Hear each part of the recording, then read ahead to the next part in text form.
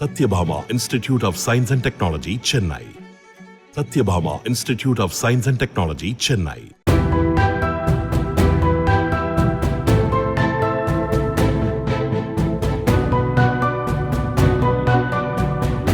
கடலூர் சிதம்பரம் நடராஜர் கோயிலில் குழந்தை திருமணங்களை தடுக்க நிரந்தர கண்காணிப்பு குழு அமைக்கப்பட்டது ஏன் என சென்னை உயர்நீதிமன்ற தலைமை நீதிபதி அமர்வு கேள்வி எழுப்பியுள்ளது.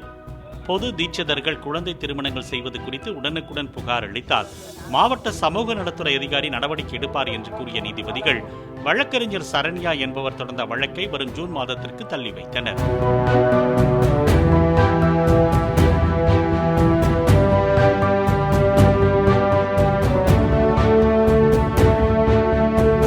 Satyabhama Institute of Science and Technology, Chennai.